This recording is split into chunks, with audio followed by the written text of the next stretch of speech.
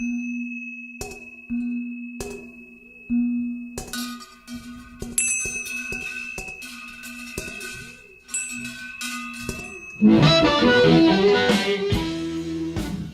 to Blue Stories, a collection of yarns spun by Jason Ricci. In these videos, he will be documenting the true and tall tales of his life and career as a superstar blues, harmonica demon, and god. You will hear first-hand accounts of his rise and fall and strange, seamy encounters with legends and obscure artists alike. Some of the names have been changed to protect the living. There are no innocents in the blues.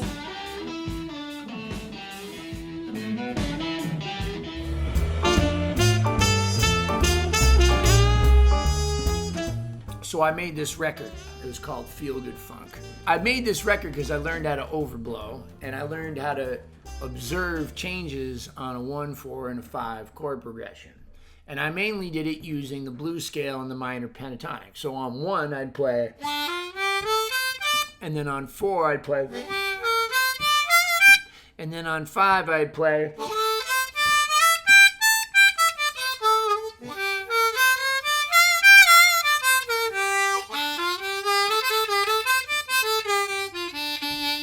and I thought I was hot stuff. I recorded this record and I sent it out to all my heroes. So I sent it to Pat Ramsey, and Pat Ramsey said, "Hey Jay, how come you stole all my licks and you still can't sing?"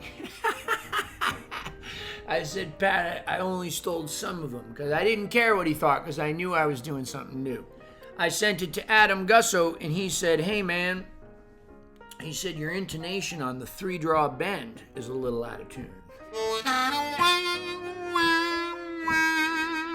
And he was right. Whose isn't though? I'll get better. I'll work on that. I already heard it. It wasn't perfect. I said, "Thanks, Adam." But I didn't really care what he thought because I knew I had made a good record. At least I thought I had. Then I sent it to Carlos Del Junco, and Carlos said, "Hey Jay, why don't you stop using so much staccato?"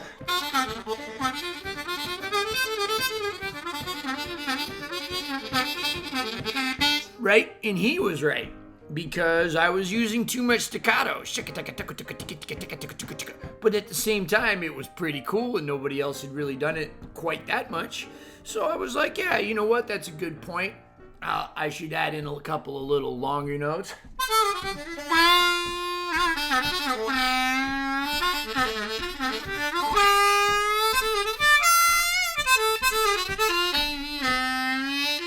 And I made those adjustments over the years. But that didn't make it a bad record.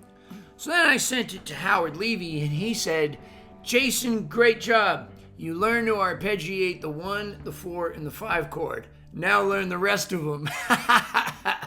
So any ideas I had about that being a groundbreaking record were out off the table. Right there. Right? So Howard was right too. But I didn't care because I was arpeggiating the chords that I play on stage, and this is the type of music that I do, and I'm not a jazz player, although I love jazz music more than anything. And then I sent the record to Paul DeLay, the great Paul DeLay. And he didn't write back. This is, kind of before I was using the internet. I was trying to book a festival at the Waterfront Blues Festival in Portland, Oregon.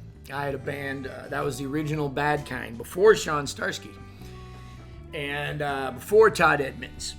Maki was in the band though, Maximiliano Vergara, the great drummer from Argentina, brother of Gonzalo Vergara, the famous gypsy jazz guitarist.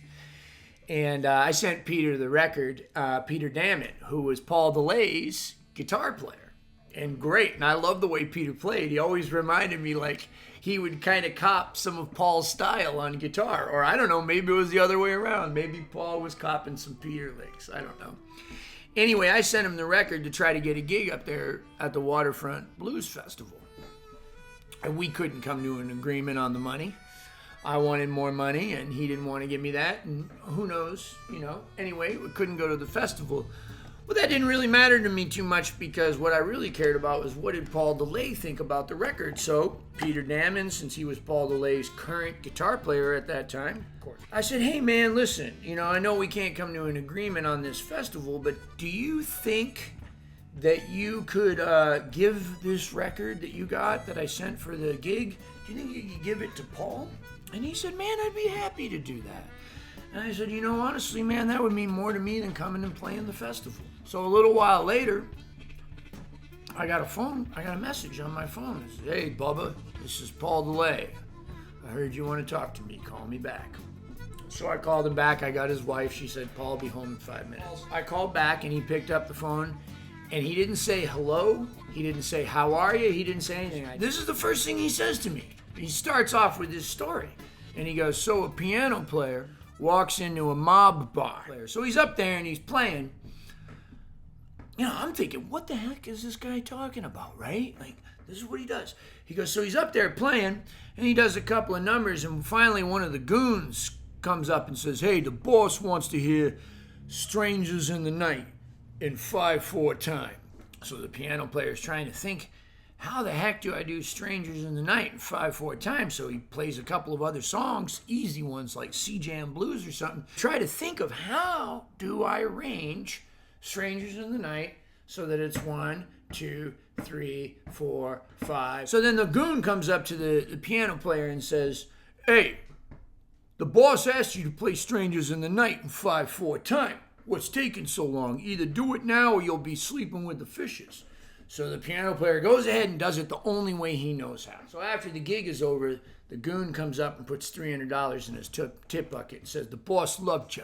The only problem is he ain't used to asking twice. Next time we ask you to do something, you do it the first time. What were you thinking when you didn't do it the first time? And the piano player says, well, it just took me a couple of songs to get the courage to sing Strangers in the fucking night. And that's the story he told me. And then immediately after he did that punchline, he said, so, I suppose you want to hear what I think of your record. And I said, well, yes, sir, I do. And he said, okay. He said, I only got one thing to say, and it's a question. Why are you so afraid for it to sound like a fucking harmonica? The three-draw intonation wasn't a problem. The imitating Pat Ramsey, stealing from Pat Ramsey wasn't a problem. The lack of legato and the too much staccato, that wasn't really an issue.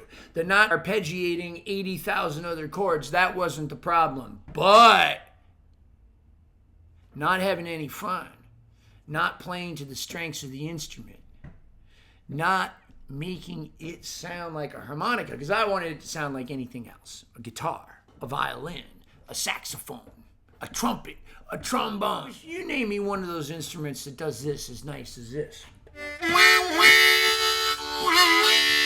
was never afraid for it to sound like a harmonica. He'd play that, those funny notes and everything. He'd play to all the weaknesses and the strengths of the instrument to make you know that this thing is full of life. It is full of beauty and humor and darkness.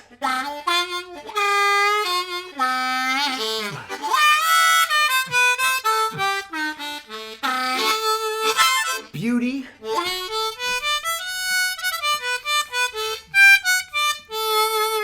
And blues. And nice warm chords. And funny tones. Everything, light, dark, thin, deep, big, little, round, square, triangle. Have fun. Go nuts, kids. Don't be afraid for it to sound like a harmonica. Thank you, everybody, for tuning in to Free Fridays right here on YouTube. Subscribe today. Click the subscribe button for hundreds of free harmonica lessons. If you like what I'm putting down and you'd like to support the cause, go the extra mile, be sure to visit my Patreon page. Patreon patrons, thank you very much. You're making these lessons an absolute priority in my life. No matter how busy I get, a free lesson happens every Friday. For as low as $1 a month, that's 25 cents a lesson, you can become a Patreon patron. If you're doing a little better and you can donate more, that's great. Every time you become a Patreon patron, you're helping somebody else out there that doesn't have a credit card, that doesn't have $1 a month, to continue to get free harmonica instruction and much, much more. Remember, we got product reviews here on this channel. We do videos on addiction and bipolar disorder. We got blues stories. We got performance videos and everything right here on Jason Ricci's YouTube. Subscribe today. I'd like to thank Honer Harmonicas, and I'd like to thank Blue Moon Harmonicas, making custom parts for any harmonica that you might have at home. Blue Moon has got you. The Lone Wolf Blues Company, pedals, amplifiers, microphones, you name it, much more. Right here out of Louisiana, the Lone Wolf Blues Company is bringing you the best in customer service for almost any kind of amplified blues harmonica needs that you may have. Speaking of amplifiers, Harp Gear amplifiers, check them out. The very best Harp Gear, right out of Ocala, Florida. I got a website, www.mooncat.org. Check me out on mooncat.org. I got tour dates happening all over the place. I'm going all over the country this year, playing tour dates with J.J. Appleton, with Damon Fowler, with J.P. Soares, with my own band, with Joe Crown, all kinds of people. www.mooncat.org. T-shirts, lesson information, all of that. Thank you guys so very much for tuning in. We do this every single Friday, and then every now and then I throw you some more stuff right here at Jason Ricci's YouTube. A Mooncat, love and appreciate all y'all. Thank you.